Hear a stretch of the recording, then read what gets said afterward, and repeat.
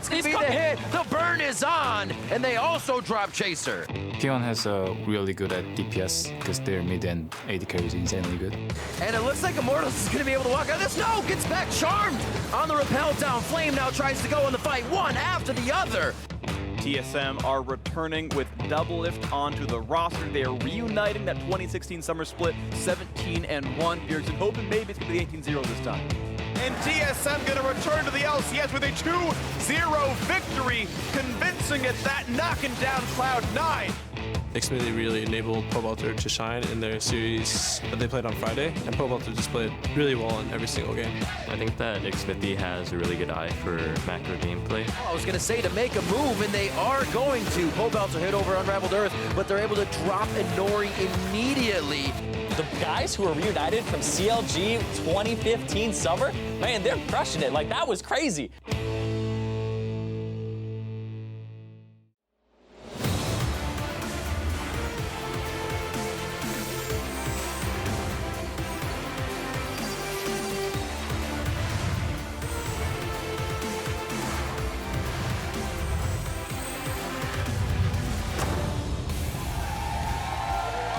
Welcome fans both in our studio and at home to the North American LCS. Teams look to end their first week on a high note with our matches today, as fans are fired up as ever to see week one close out in fascinating fashion, if we will. We've got Arcade Ezreal cosplay here joining us today. That's some fashionable cosplay we have there. TSM as well making their way into the studio moments ago. Bjergsen looking to close out a nice week for himself. Immortals, the Xmithie version of Immortals, making their way into the studio up against Envy later today.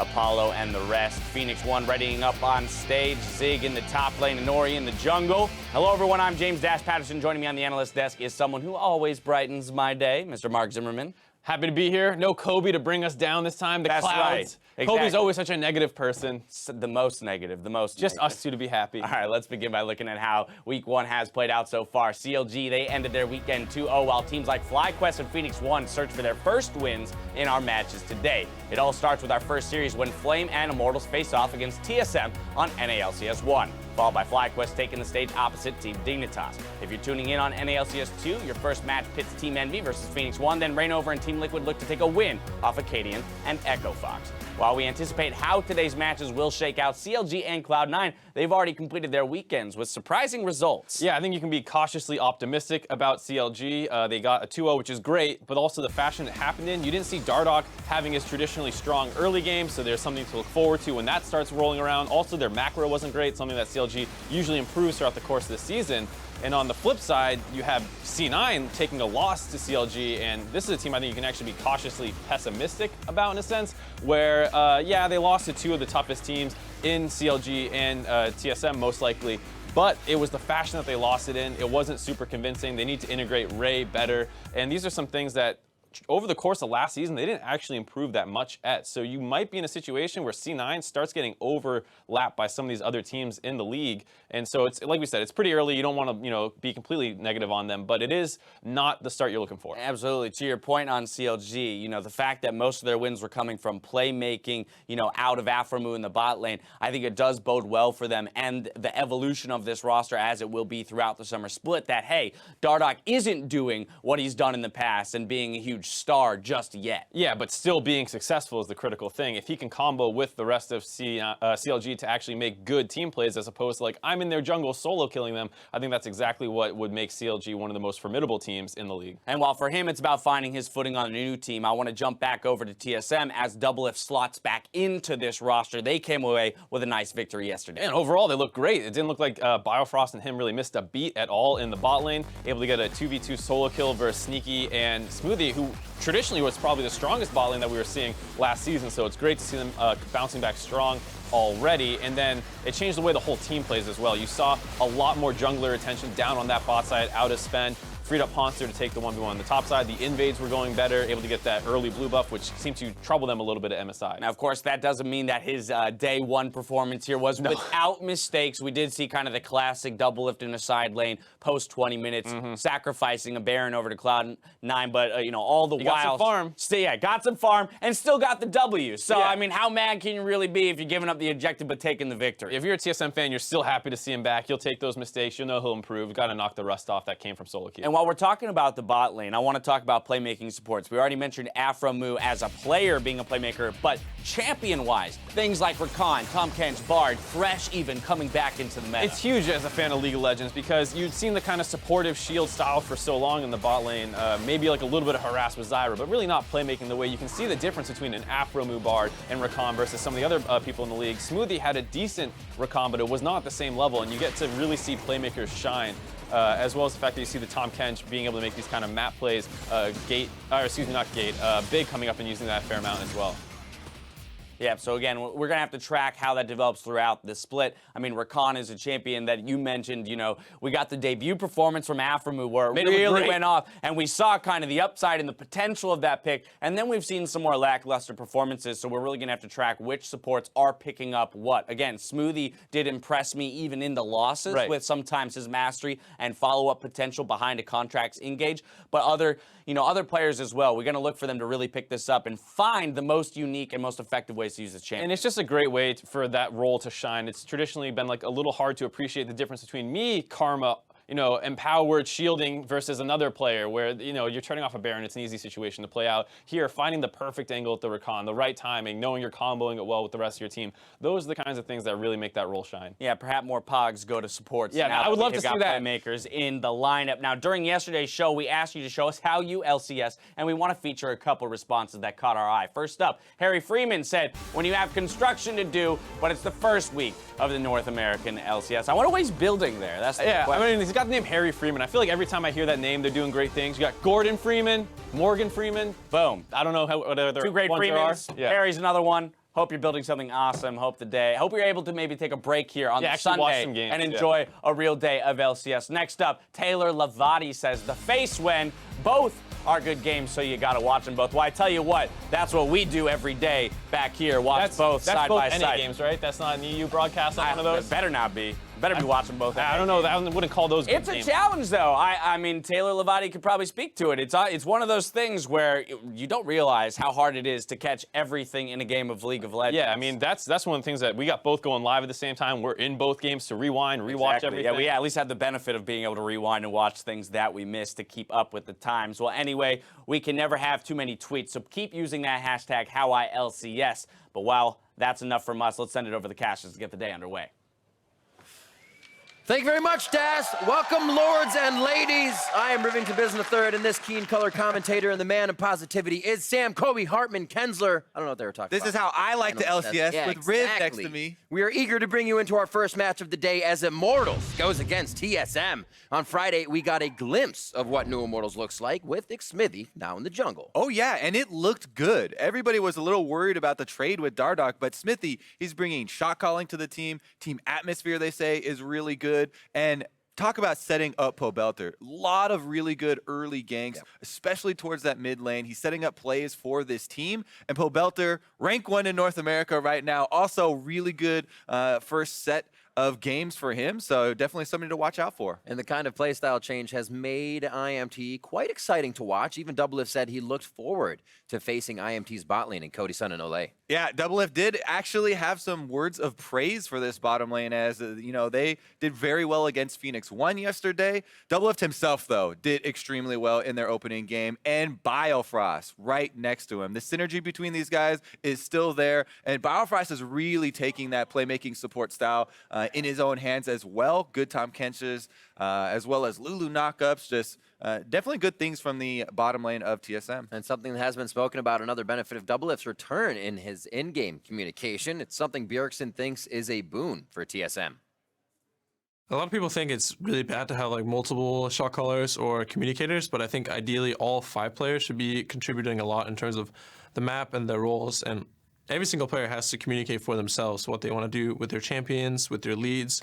So I think having Doublelift come in and be another really communicative player will actually help us a lot because that means we have one player in each lane that's really communicative, and that's going to make it a lot easier to play on the map because say we make a play top, we're going to understand how that's going to affect bot lane and the other way around because every player is vocal both on the offense and defense. Being an elite team is like a relationship, Riv. Everybody needs to communicate. You need multiple partners. Love, get out the hate, just the love. Let's dive into the roster rundown. On the blue side, it will be Immortals to start things off. That means it is Flame in the top lane. Xmithy coming out in the jungle. Pole Belter holding down mid lane. Cody Sun at bot. Ole at support. And Coach Robert Yip. And on the red side, it's TSM. Up top is Haunter. In the jungle, Svenskeren. Mid, Bjergsen. Bottom, Doublelift. Support, Biofrost. And Coach Parth on stage. And speaking a little bit to Bjergsen there, what he was saying about the team, the communication being back, it also brings back the comfortability of being in lane alone. We saw Biofrost roaming quite a bit yesterday because of the pressure they had in lane. It helped Bjergsen in mid, and the communication seemed to be quicker early in the game for TSM. Yeah. There were definitely a lot of positives for them. Not everything went perfectly, though. They did have mid-game, Doublelift was bottom lane. They had Haunter on the top lane, and the Baron was taken away from them in the mid-game. So there's definitely things to clean up as far as allocating their lanes and pushing out those side waves. But definitely a good start to the season for them. A few of those moments we remember as well, backings at MSI and positionings. Maybe a few of those cobwebs they need to kick out. We will have to see here as we head into Champion Select. And we have Immortals versus TSM here. Our final day of the first week of the summer split. It has gone by quite quick. Quite a few best of threes, and we'll see if this one goes the long haul. Yeah, no surprise here with the LeBlanc ban against Bjergsen. Syndra might also find her way onto the ban. I definitely do expect Elise following through to pair up with Zach as far as the junglers. Those have been the two most banned. And then Haunter played a bunch of Kennen top lane. Syndra, correct. Haunter played a bunch of Kennen in the top lane for split pushing. And even though people haven't been that happy with that pick, they don't really seem to enjoy watching it for some reason, it is very powerful and definitely a strategy that deserves respect. Immortals also giving that respect there, taking that ban away. One final for TSM. They've shied away from somewhat of the Lulu Karma compositions, may find themselves banning one and picking only one. Yeah, it's interesting now, right? Because the go-to used to be never give away Lulu. She got nerfed, plus with the rise of playmaking supports, not only Rakan, who had the spotlight yesterday, but Thresh is very big now again, and these are definitely some good Thresh players. So I hope that we do get to see more of those playmaking supports with lots of mobility, lots of crowd control come into play here. Shen, though, right off the bat, Immortal's going to get some of that cross-map play going, and not to mention, he's actually quite good at holding his own in lane nowadays. We'll see if Haunter decides to go with some sort of split pusher to try and take advantage of the 1v1, or if they go tank to tank. Something they did get a play on yesterday. Doublelift will take the Ashe back in. First surefire initiation, if you will. And they may decide to go ahead and just lock into support with that combination in the bot lane. Flame on the Shen did get a play on that already this split. Did quite well, has the Renekton and the Jarvan as well. So this is his a little bit more supporty side of play for Immortals in the top lane. Or lock-in, it was left up for that first ban phase. And Haunter's going to have quite a fun time. Yep, there's the answer to question number one. Haunter will most definitely take the split pusher into Shen. Fiora, everybody knows about the 2-item power spike, but if there's even jungler attention early to get this Fiora going, could definitely be a problem for Immortals. We'll have to take a look at how the jungle picks come through, because nobody looking like they want to lock one in early. There's definitely still a lot of options available. And it looks like it's just going to be Cody Sun's Varus. Yeah, both AD carries playing the other AD carry they've played besides Caitlyn, since it's banned out. The Varus for now, Cody Sun, and Ashe is double. I like how they hovered over the Rakan as well, just to get that in your mind, in case everybody wants to try their hand at it. I feel like that's one that you do need a little bit of extra time, and as I said on the analyst desk, not all Rakans have shown up equally as strong as Afro moves. Here we go, though. Smithy on his Lee Sin. Now, this is not typically a champion that people who just started watching competitive would associate with him, but if you remember way back to the days of, Vulcan Esports and Smithy in those days, Lee Sin was one of his premier champions. Back. Double Lift himself is the guy who actually started calling Smithy Dandy Light. It was definitely a very big compliment at the time, Dandy being on Samsung, the best team. Smithy's had his fair share of role playing too. Makes me think of all the other teams he's been in, AD carry and then other positions. Yeah, but it while. really does look like, back on or switching over to Immortals here, Smithy, his Elise game. Right. Lee Sin's right in that same vein. It looks like he really does want to create early plays, want to set up his laners for success early on. I think that is the correct style for jungle right now. Just power farming jungle. The rewards are just not there anymore. And we'll see the difference with junglers that really try and affect those lanes early on and get people like Pobelter going early. Speaking of Pobelter, Talia being banned away from Bjergsen. More mid lane focus here as Immortals drop 3 bans into that lane. Might look like an RE game for Pobelter if they don't decide to ban it out. Gonna have to somehow stay away from all of this quick attack coming in from TSM that can hit pretty fast. We see the second ban being Tom Kench, something Ole brought out yesterday also with that Lulu they still have to go for. Yeah, that very well could be the case, as Orianna's probably the most blind pickable mid lane still left up right now. With still blind. With so many of these bans here. You still have to worry a little bit about Fizz, and Fizz has really gained a lot of popularity lately as far as the assassin mid lane players have gone. But yeah, definitely Orianna highly prized. Would not be surprised if they decide to go with that one for Pobelter either. It's been one of his most successful champions as well. Svenskeren going with the Viking. A little bit of lockdown already seen on the team. If he can run through that, it's pretty squishy backline so far to look at. Yeah, right now, TSM, they've got a lot of crowd control coming from the bottom lane, so that frees up, top and jungle picks to be these DPS and bruiser champions. Already looking like they want to get the split push going. Olaf is one of the few that can go toe-to-toe with Lee Sin early on. Kha'Zix and whatnot would be other answers, but here we go. Ole Bard. Used it quite well. A lot of what IMT was doing with their compositions yesterday was throw rotation. Ole was out of lane fast. They used the journeys well. They're going to lock in these again and hover the Ahri as the last pick.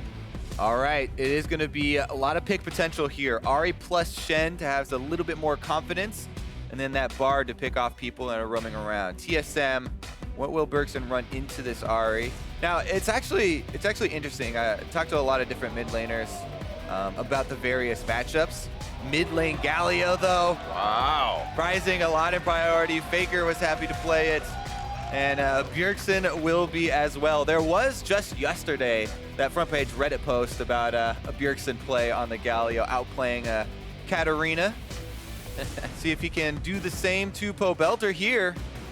I believe it. It was on the internet, and I saw it. And one of my favorite things about being able to have that last pick for your mid lane, to be able to have this kind of wild card of Galio, you're already showing this Fiora split push, and Galio in mid lane, there's so many options of, my favorite types of player are like, mid laners trailing the other split pusher, or Galio ulting from mid lane to go help Hauntzer if Hauntzer's attracting too much attention. Really like the way that this TSM lineup has rounded out, but again, Immortals. Smithy's gotten that Lee Sin for the early playmaking possibilities. If he can get Pobelter rolling on this assassin, they might be able to get this Shen composition off the ground. All right, you see the comps as we load into game. Hashtag IMT win, hashtag TSM win. Keeping an eye basically everywhere this game, as we would. We're going to be watching it from the skies above, but that bot lane. Double Lift singing the praises of Cody and Ole recently here in the summer split, and now back on TSM trying to make his mark in the bot lane with Biofrost. We'll see how these two match up. Both teams coming in with the victory here to start off the split. We'll see who gives each other the first loss.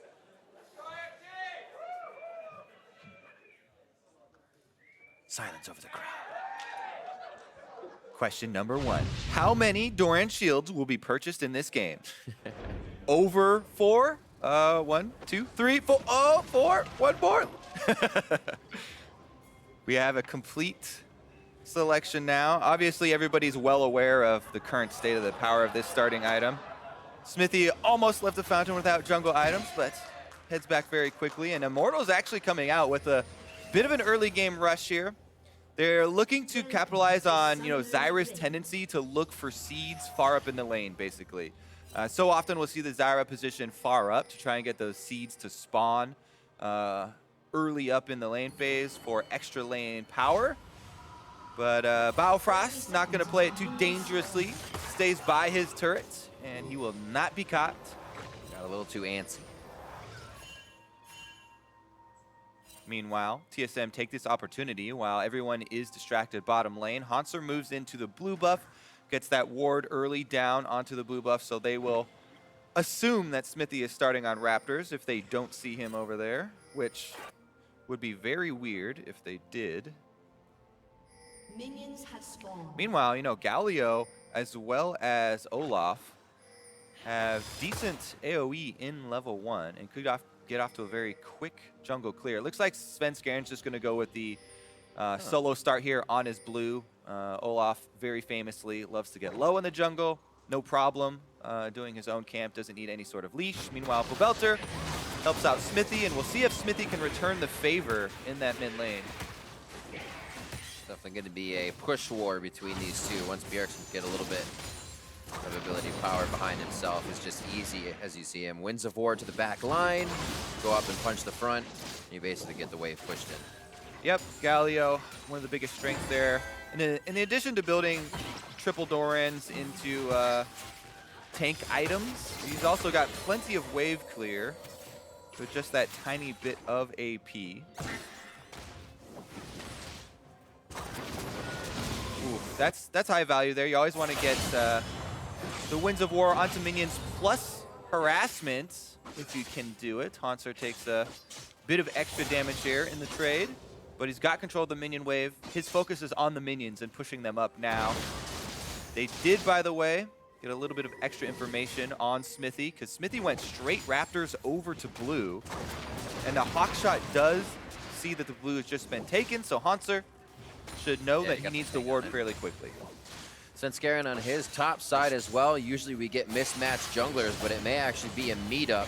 Hanser actually doesn't take that info. He doesn't ward quickly, and now Smithy gone up quite far. Riposte is down from the last attack. The slow is there. He's going to flash forward for the next few. Brings it up. It's first blood.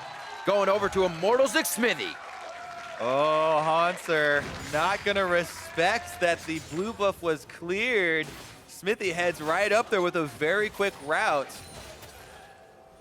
Raptors blue into Gromp and a very easy blast cone plant for the gank.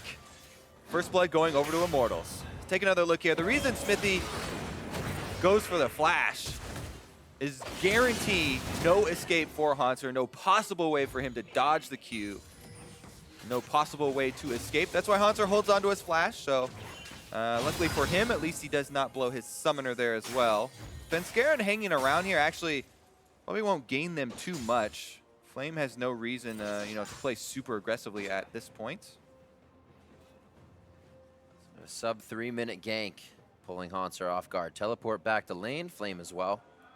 And now towards the mid lane, Svenskeren looking to make a move onto Pobelter. Definitely a flash blown if they can get the range here. There's the taunt from the Durand, and there's the flash. One last Reckoning swing, the charm to come in as well to give Svenskeren a few turret shots. Flash down on Pobelter, and Ahri does not have that safety until you get to level 6, so gonna have to be a little bit more cautious, and Bjergsen should be able to control the wave now very easily, even from this point on. And now that's a high value gank because Bjergsen had already used his teleports to get back to lane. So now he can just retain lane pressure here, whereas Pobelter is going to need to go back to the fountain, and he's going to lose off at least one minion wave and give time for Bjergsen to either go for a roam play or go for that recall again. Pobelter does stick around as Smithy's come over to try and help him hold this wave and hopefully not lose out on too much CS. Bit of bot side love from Svenskeren as well. He's going to be meeting Nick Smithy in just a second on this Raptor camp. ward in from Svenskeren with the help of Bjergsen, and now they're starting to pressure what they've done to Pobelter in the mid lane.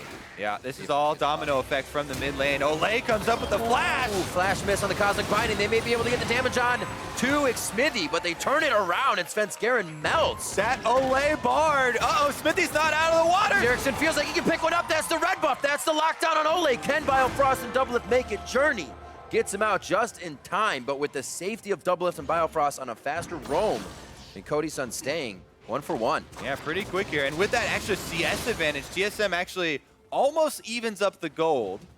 Top side is where they really want more of it to come through, though. And Hanser has been able to stabilize. Uh-oh. Root here lands on a Cody. Flash blown becomes very difficult when you start to mismatch the backs of your bot lane, and we'll see the roam starting here from Olay. Yeah, even though they have that ward in the tri-bush, and as soon as Sven sees Olay, he starts running away. There's a very nice magical journey there from Olay. Gets up there very quickly and allows them to get that kill. Meanwhile, Bjergsen takes things into his own hands. Didn't actually have to flash there. The last tick on Winds of War got the kill. But very close as Smithy was almost out of the area, and Bjergsen wanted to make sure he got it. Unfortunate too, with Pobelter being so low, he kind of had to watch the entire time from just behind Raptor Pit. Yeah. Would have loved to participate in that. That's why, this is the reason why TSM were forcing the issue around mid lane. Yeah. You know, because of the success of that gank, it gave Bjergsen control of the wave, and they made the call as a team, you know, to bring Svenskeren in for this counter jungle. But the surprise card of the Bard Roam caught them off guard. Meanwhile, down bottom lane, though, there's a lot of extra minions here for the TSM bottom lane to pick up. If they can see us under their turret without this pressure from Smithy, who's roaming through the jungle, then they should actually get a lead for themselves. And Smithy doesn't go for the bottom lane pressure. Just goes for that blue steel instead. Nice. Not terrible for Bjergsen. He'd still love to have it. Winds of War, very powerful at clearing. He's going to start heading towards the top side so they can get vision.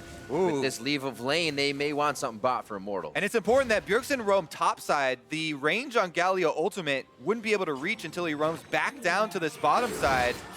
He's made it back to his mid lane and could come, so Smithy has to be a little bit careful. Mid lane sees 2 as well. That's going to be the rotation from Svenskeren all the way down. So Smithy has to find a smart path out. They have the wards to do so. And Flame and Hanser start going back and forth in the top side. Yep, Hanser trying to just scale up here versus the Shen. Have to keep in mind that the Stand United will come in quicker than the teleport would, even though both of them technically could join the bottom fight. Big advantage, though, would be the Galio, and that's one of the things about mid lane Galio. You know, flexibility of using your ult either to the top side or bottom side of the map. Meanwhile, Pobelter has gone for that Ignite with the Ahri, looking for those pick kills. Taking stock around the map, CS pretty even, as it were. Svenskeren focusing a lot of the Krugs and the Raptors. As you see his CS a little bit higher as they're even, though at level 6. Bit of a grand challenge onto Flame. It looks like he'll back off now. Those teleports are back up, so if these guys need to try and make a play off a back, they still can try to. Yeah, good taunt away there from Flame. Pretty much times out the entire ultimate there from Hanser. Doesn't get too much value off of it. Little bit of deep wards here. Are going to see the roam top. You know, the Bard roam up top side has been seen by the ward already, and so has Smithy. So TSM know there are 3 members from Immortals up on top side, and they have the possibility of overloading on bottom. Problem is Svenskeren also on a ward, so everybody just playing cautiously right now with so much mixed vision. A lot of pings going down onto Cody Sun right now. Directional pings, that is. Svenskeren will stay in the lane for now, and Bjergsen's just hovering enough to get that ult in. Yeah, and, you know, with... They knew he didn't have flash, and he was up against the wall, but Doublelift just misses it. A little bit wide. The crowd felt that one too. Yeah, there was not much space that he left between the arrow and the wall, but just enough. And Cody Sun sidesteps. Good push in the top lane here for Flame. Hanser and Svenskeren will be buddy-buddy for a moment, but he might just be on Krugs for too long. This gets pushed out by the TMS. Bjergsen backs as well. Pobelter uses this time to get some wards forward, and the first few kills have kind of just leveled out now. Nobody really has a gigantic... Nice little play by Hanser. Nobody has a gigantic lead. Still waiting for that first turret play to come through. Yeah, I mean, you can... Ooh, actually... This will help. This will definitely help a first turret play. There are pings already going down, though. And while the Rift Arrow doesn't do as much damage, and it is very easily soloable if you're not interrupted, if there's any sort of contest, and Svenskeren is coming to contest, and it becomes very dangerous. Going for a walk.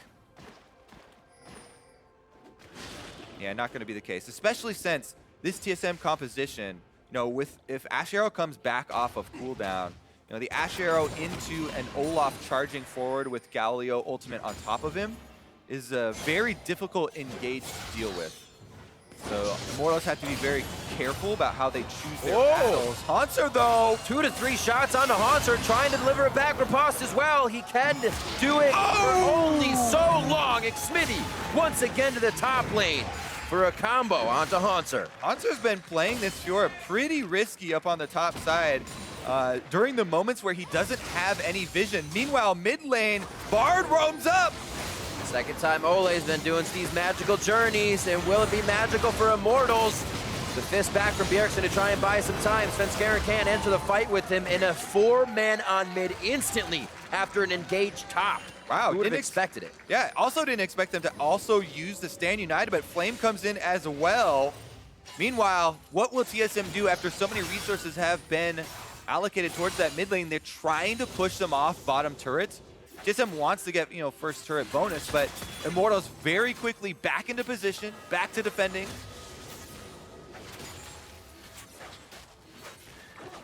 Falling down Svenskeren as well to the bottom side. They still want to pressure it.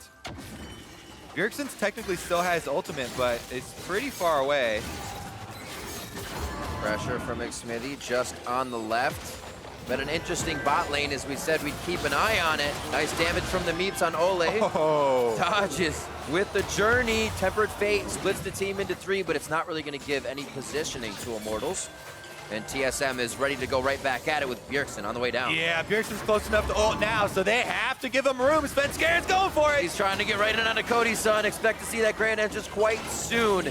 And they say, no, we'll take the turret, we'll take the advantage, and we'll just push up. Pobelter is out of lane right now. We don't know where he is. Objective focus here. First turret, as well as being able to retreat and reset it before going for a dragon. They can actually start up another fight there.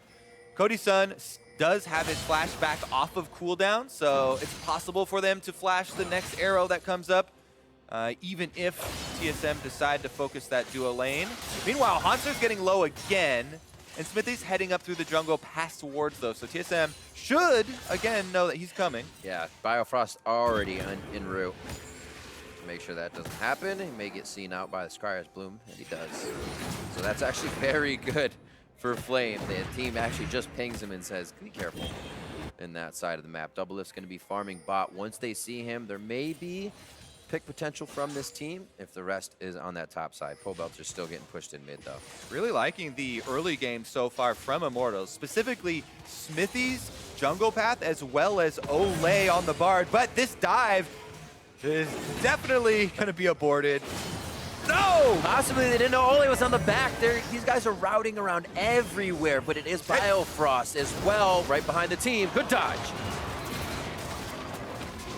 Cody's son lands his ultimate. Heroes exit. Nowhere to... And it might be in the wrong spot. Gets the blast over. Oh! And he's going to be safe. Flashes for a little extra room.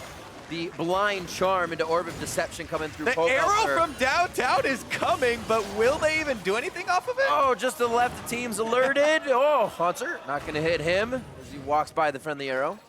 And Doublelift had time in the bot lane with TSM's focus towards the top. There's been a lot of skirmish, but Doublelift has focus. Yeah, remember that Cody's son roamed up to help out with that. So that was a bit of a scramble, but it was very successful for TSM to be able to get out of that without losing a member, considering Doublelift pushed 3 waves into the bottom turret, got half of that second turret's health, and currently is stealing away red buff by himself, but he was last seen by this ward, so they think he's still in there. Chain of Corruption halfway down, a piercing arrow, Tempered Fate dodge into a flash. He is not leaving anything to chance. Yeah, so we'll have to see if he's punished for using his flash to steal this red.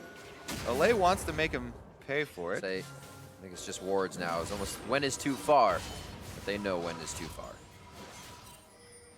Top lane is kind of thwarted out by Flame.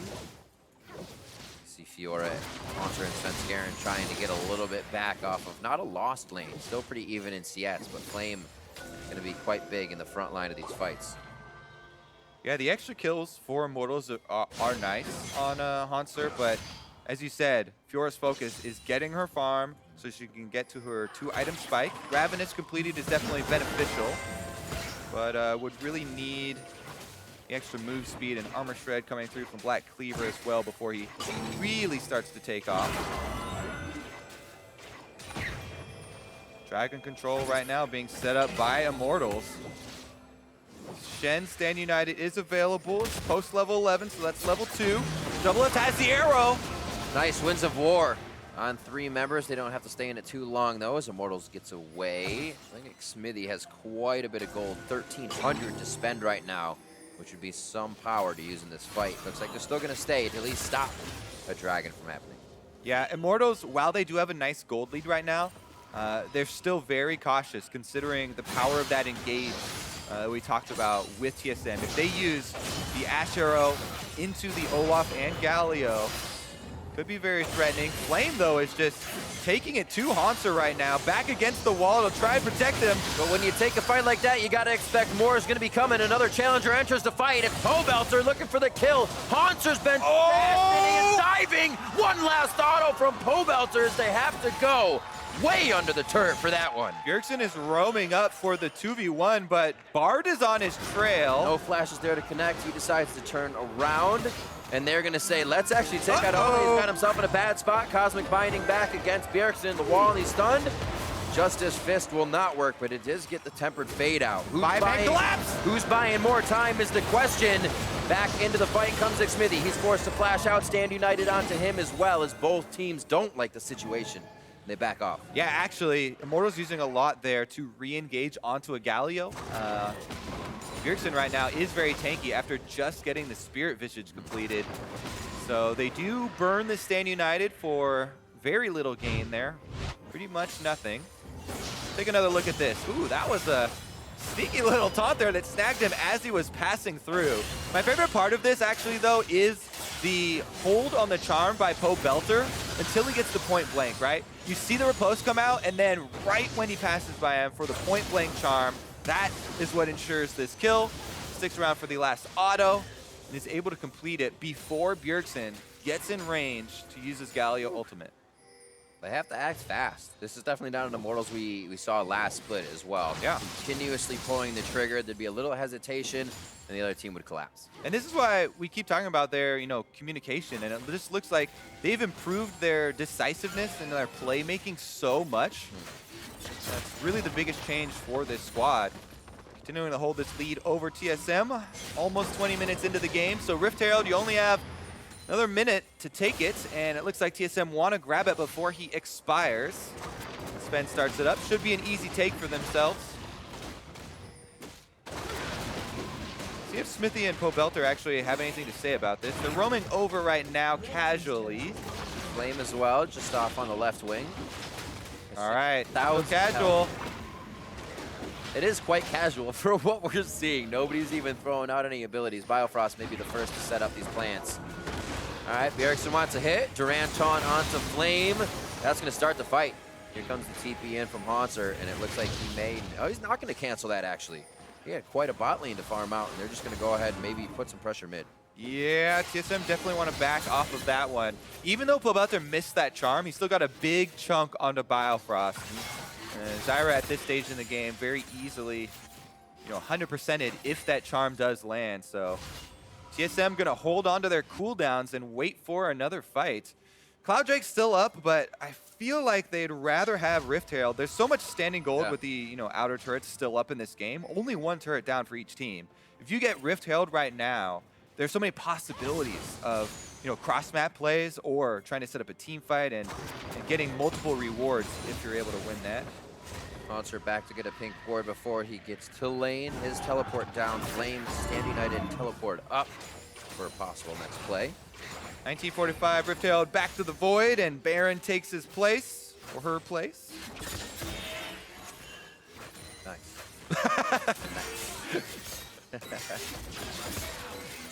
And just that small gold lead. Right now, it's the outer turrets. One big fight, and I feel like you get 2 turrets at this point. It's almost like the prize grows. If the outer turrets are up later in the game, you get a big influx of gold once this one fight hits. A little bit of a skirmish here to the top side. Ole, more than any other support, I see finding himself in these little fights that he's getting out of for now. But once people start to figure it out, it might be a little bit harder for him to make those moves. He definitely plays that aggressive roaming Bard very well. You know, he's been able to create some stuff for Immortals early on in conjunction with Smithy. Very close. You can tell Immortals, though, even with this lead, I know they're kind of poking the bear right now. And TSM's five-man squad is very formidable as far as the team fighting goes, if they can nail down someone. Pobelter right now in mid lane, it's a little bit of harassment, but he's able to hold on to his ultimate. Good push. Seems like they might use this for a little bit of vision control and adding a bit more cover. Sweepers are down for right now, so it's actually a scary move. You see power in numbers right now for the team as they head towards this top side. Yeah, I Will be met. actually like the strategy Immortals are going for here, trying to keep TSM spread out. You know, Pobelter's pressure is keeping Bjergsen just out of Galio ultimate range, but he's roaming up now. They're threatening this Olaf dive. As soon as he gets halfway, though, through the river, Immortals back off because they know the Galio ultimate coming in would be very scary. Doublelift's Ash Arrow is almost back off cooldown, and it's difficult to dodge both of those. Interesting watching Pobelter match that roam as well, but now he starts to go down. Bjergsen's going to follow. That's not a chance for Bjergsen to go top, so we make it a 2v2 here in the bot. Oh, there's the ultimate, but Pobelter roams down as well. On that ward, they know what's coming as well. I have to say, I mean, he's done a good job of either staying next to Bjergsen to threaten the charm. Uh-oh.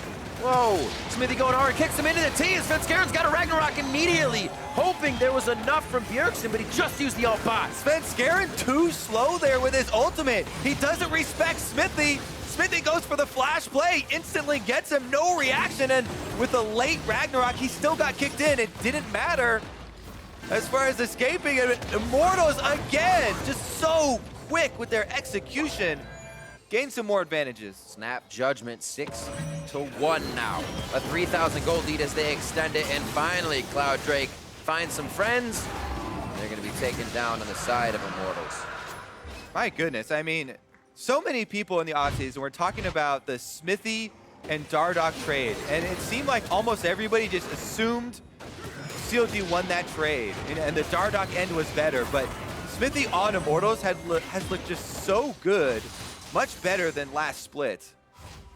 And again, with a very crisp play there, able to extend that lead and add some extra speed to their team with the Cloud Drake. I mean, he did say he's a team that he could put a voice to. There's a lot of players on the team that can already make these plays, make these moves. They just have someone make that definitive, where to make those plays and make those moves. Yeah. All that being said, I still think Svenskaren should have respected Smithy and and Ragnarok early. Absolutely. So he doesn't get kicked in. All right, another Ash Arrow down too, though. Doublelift just using that. So TSM, they still have to play around those windows. As much as we keep talking up this big, AoE engage that they have with Ash Arrow into the Olaf and Galio plus Zyra, they keep missing Ash Arrows. It's not going to be able to hold anyone in place long enough to make it happen. And Immortals have done a very good job of playing the map here.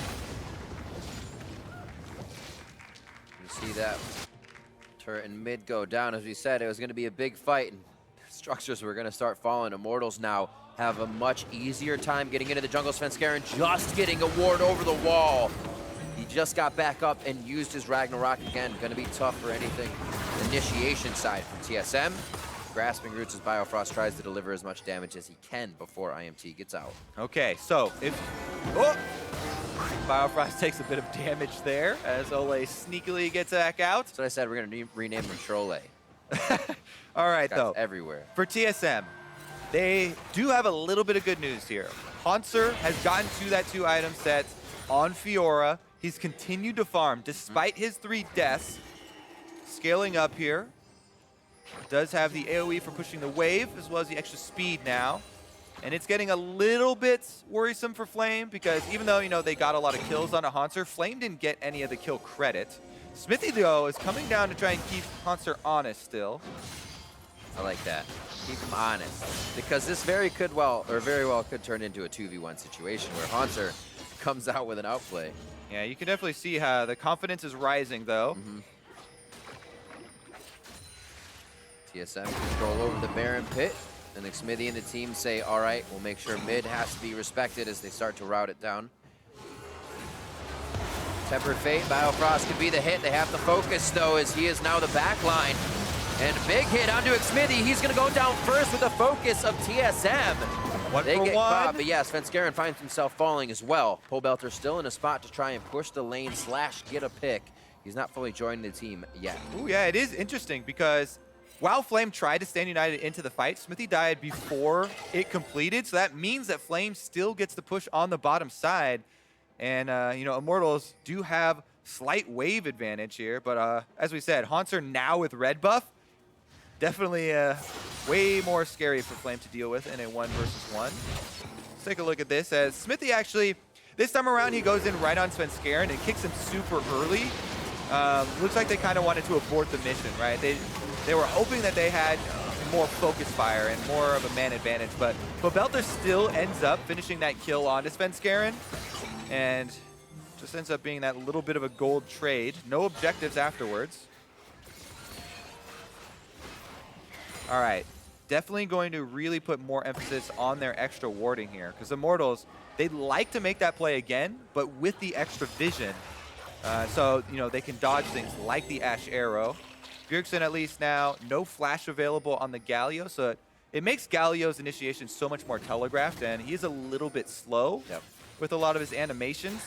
So Bjergsen's time now is supposed to be getting creative, right? Finding a bush to come out from our, oh goodness! I blinked.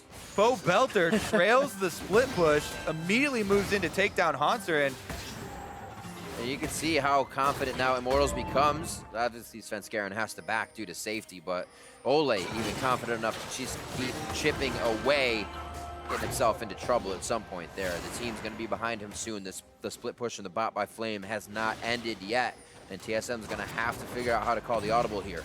Yeah, this is Immortals' time to shine. The split pusher is dead. Haunter doesn't have teleport either, so they're going to 5-man the Baron. Brute force here. Sven does have his ult. He could run in for a smite steal. Ghost isn't up. He would be walked in, but like you said, ult is there, so it won't really matter. Oh, Bjerg! He comes at Bjergsen, hardly taking any damage, but delivering across 3 members of Immortals. The front end burst is too much for Immortals to handle. On the backside, Flame is going to be there, but TSM doesn't want the fight anymore. They're going for the objective. Haunter is back up. They would take a lot of damage on Baron. They're going to force it right now. Tempered Fate, great job on the double lift. That stops a good amount of damage onto the Baron, but will it be enough to stop them from wanting it? Haunter's almost there, so that's a pretty big threat, but it looks like Cody Sun and Flame want to take it. Ole's an instant kill if Haunter's over the wall. You can see his positioning to dash over, but he uses it to Baron. Cody Sun trying to lock one down. Flame goes in for the last hit on the team. Flame gets Biofrost, 20 or 2,000 health on Baron. Double kill for Flame. Ole goes, he dies. Haunter's going off. Baron gets taken by Bjergsen, and TSM are looking to clean up the fight. Cody Sun's got nowhere to run, and Haunter should be able to hunt him down here if you're with the extra Q range, but Cody Sun's got the Cloud Drake, and he's on the run. He can go for the execute. He's got the blast code. He's going to make it. Oh, the volley coming in from double lift. Not going to be in range. They're cross lane now.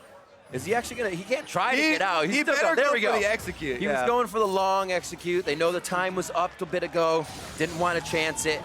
Pobelter stopping out mid, but what a fight back and forth. TSM with Baron. Yeah, exactly. We keep cautioning against this TSM AoE team fight. They have so many big tools, and with Immortals here grouped up inside the Baron pit, Bjergsen, we said he had to get creative. He got creative. Around the backside, Smithy even helps him in. Oh my God, Smithy delivers the dash that Bjergsen was lacking.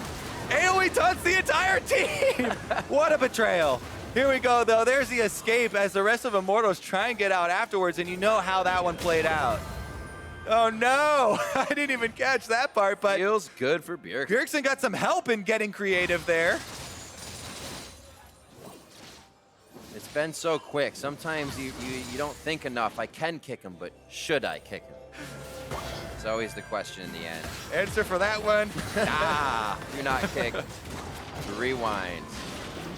So a big surge for TSM in a game where, interestingly enough, seeing them backs against their walls for the beginning, holding off Immortals plays after they had crushed down the first 2 turrets, but now it's back to even here. TSM grabbing up some second tiers for themselves. Does it once again go back into a full fight? Red buff goes over to Svenskeren, and it looks like they're going to back off. Top push Hanser is respected here by Flame. Oh my goodness, this might be remembered as one of the biggest betrayals of this North American split, because now with Baron buff, that gave TSM so much room back into this game.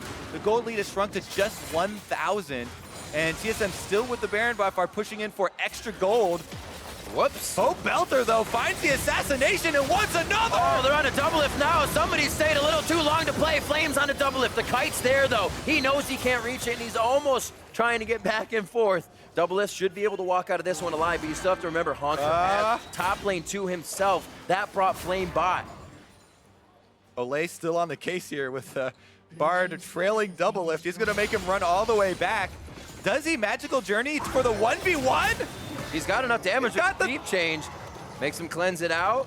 No flash. Ignite's already off. Double lift. One more journey. Olay is just tenacious there. on Is he the going bar. to right? Is he going to left? He's got base gate.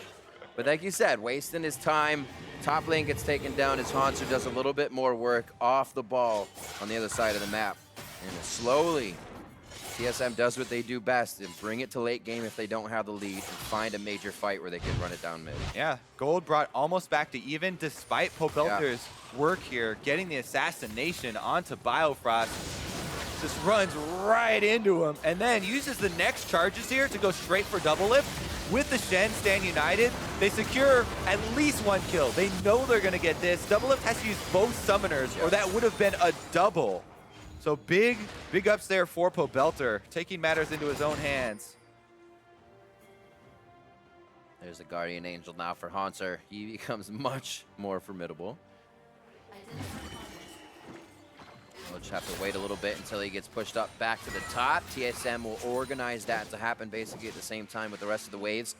So they're adding that pressure for Hanser towards a different lane. Good wards here from Immortals. Setting up with that Tempered Fate has been something they continuously go on. Olay on the side. Doesn't look like they want it just yet. They are waiting for Stand United if they were to get into a fight.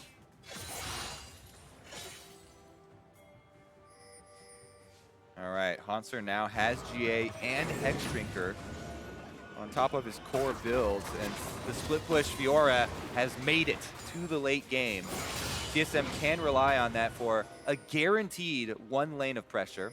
He still has to keep in mind, you know, Pobelter's roaming and the possibility of that Ahri trailing in for another kill. That's why that deep ward they just pinged out there you see by top lane, important, because Pobelter was going for the same play, and Hanser had to back off. Sven is wrapping around. Oh, it's the pinch in. Double lift is taken down immediately. Pobelter's trying to dash out. Svenskeren is charging and chasing the dashes. Oh! And that's going to be the Guardian Angel down on Hanser. Flash is already down, so he is stuck in his spot if he can't dash away. Flame picks up that kill, and the rest of the fight was just a ride for TSM as they were chasing too much. Pobelter is insane, man. He gets there with the flash, takes down the priority target. Double lift is dead, then kites out Hanser, even with the ultimate up.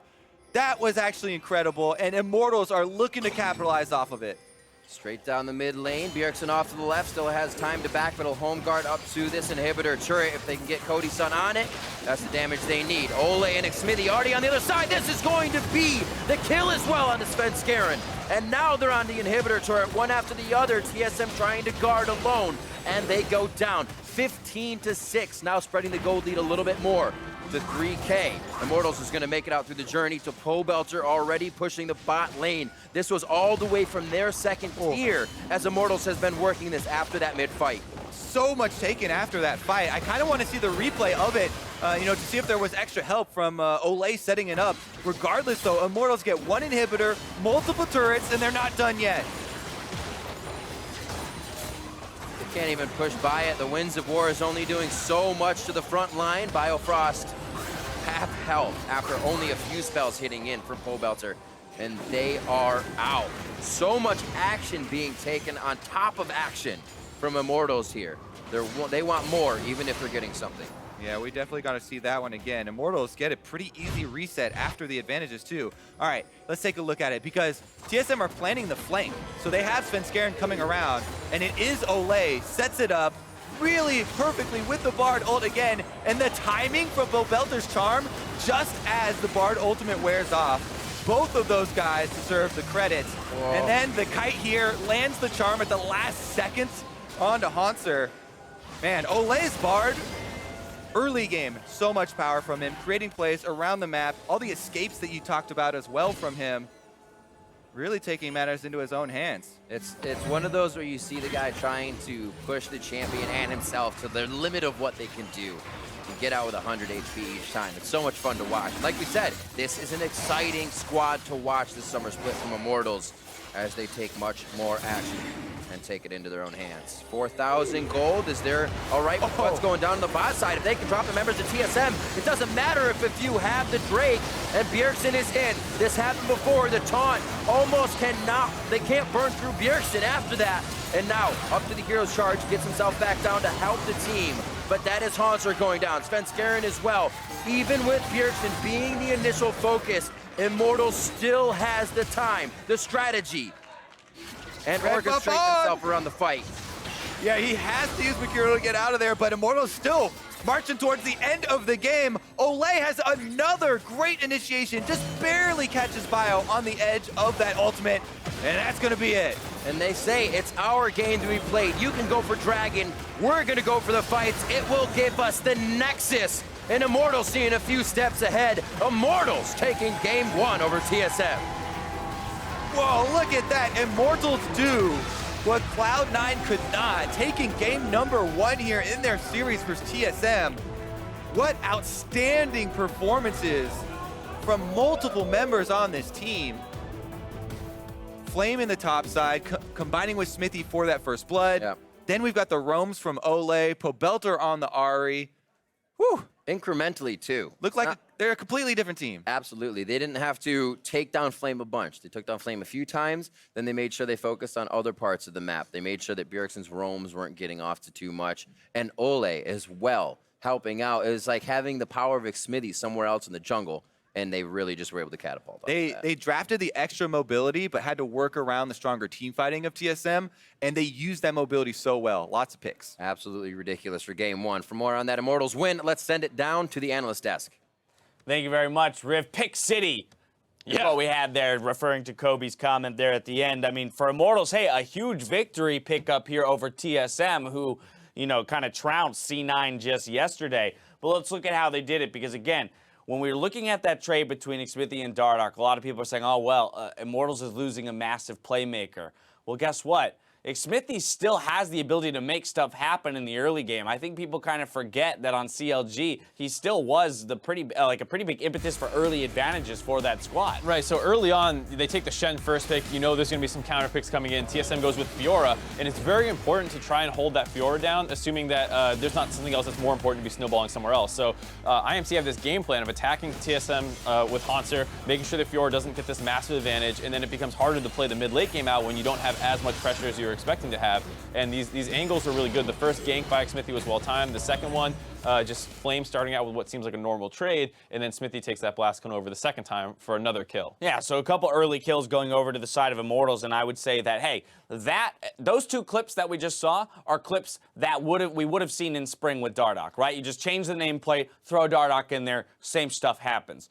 The difference is what comes following that. We go to the mid lane and we look at a play set up by all 5 members of Immortals. This is true teamwork here coming out of the squad, and I think part of it is because it's in service of getting Pobelter ahead. We have an objective of making sure that our true carries get ahead, and it's not about Xmithie in the jungle. And that's a big thing, because you know, last season there was still some friction, obviously, between Pobelter and Dardoch. You had heard it in some of the videos that they released. And the team, whenever you have a little bit of a friction in your team, not everyone's willing to make this play, but when you have a good team environment, you want to go the extra step for your teammate. You want to get him kills. You want to get him ahead. So you see a huge 4-man roam onto Bjergsen. We talk about holding down the Fiora. Well, hold down the Galio as well, and suddenly this kind of scary global split push comp is not really getting online at all. Exactly. Smithy helps Flame. Flame helps Pobelter. Of course, Ole's moving around the map the whole time. Look, and this goes back to what we were talking about at the beginning of the day. Playmaking supports, and I'm very excited to see which teams take advantage of them and which teams don't, because of course Karma and Lulu are still being played, and so I really think that some of the teams that are going to begin to separate themselves is going to be entirely on their support players' shoulders, right? You're looking at people like Big, who is playing playmakers. Well, who knows what that'll do for that squad? Just like Ole is stepping up. Similarly with Biofrost, we haven't really seen him in a playmaking meta so far. Since he's joined the league, it's mostly been Karma, Lulu, Zyra, these kinds of things. So he might be a player that you have to keep your eye on as, oh my god, maybe this meta isn't good for him, whereas we're talking about all the ones it is good for right now. Yeah, you will remember that he's played Bard and has a good clutch Bard ultimate. He has a good Thresh as well. Exactly, but still, even to your point, you know, the Rakan, right? We haven't seen that look from him yet, and how will he slot into that role? I want to move ahead now to our next team fight, though, and this is a TSM win around Baron, because we're right following this clip, I turned to you and I was like, I'm pretty sure TSM wins the game now. Right, I mean, this is a huge play, obviously, because it puts TSM back in the game. Mistake by Smithy there, booting Bjergsen into his entire team. Little technical glitch. Either way, big team fight there in the Baron River ends up as, I believe, a 4 for, it gets pretty hairy because it's a 2-kill trade. It's 2 kills initially, but then they go to the Baron for TSM, and Immortals contest, and it gets really scrappy. The big thing is that TSM actually gets back in the game. The Gold League gets close to even. And now they have Baron. And this is when you and I were saying, like, oh, well, TSM probably wins this game, the better late game team, for sure. And the impressive thing is that, no, Immortals actually continues to outplay them in terms of their teams, team fighting. They have everything start off with Bard picks and all these different things with perfectly timed charms coming from Pobelter, and the coordination was very impressive. When they don't play scared, that's the big thing, right? It's a single loss team fight, and again, my immediate, thought was, oh no, TSM's got Baron, they're going to have the late game Fiora opportunity. Kobe mentioned that the team fight very strong with that Galio for them. I thought it was all lost. But Immortals, in the face of that adversity there, decides to strike right back, and they're like, no, we're not going to let you dictate the pace of the game. We had Pobelter pick in the bot lane, followed that up with the team fight in the mid lane,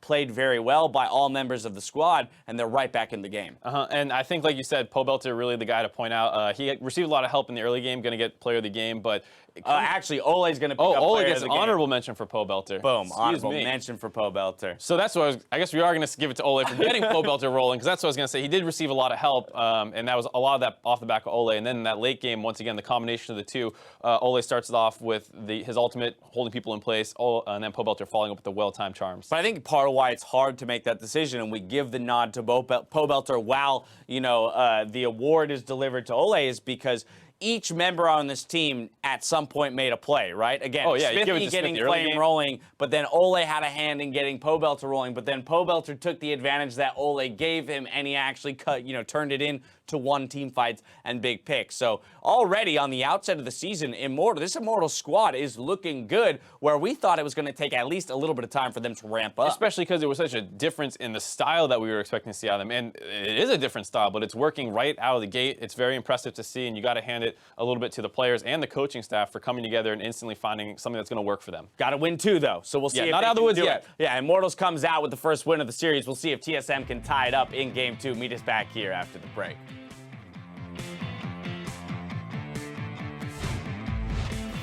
Now Smithy Gone up quite far. Riposte is down from the last attack. The slow is there. He's going to flash forward for the next few. Brings it up. It's first blood. Another challenger enters the fight. And Pobelter looking for the kill. Haunter's been and diving. One last auto from Pobelter as they have to go. I'm just zoning. I'm zoning. Dennis is all dead.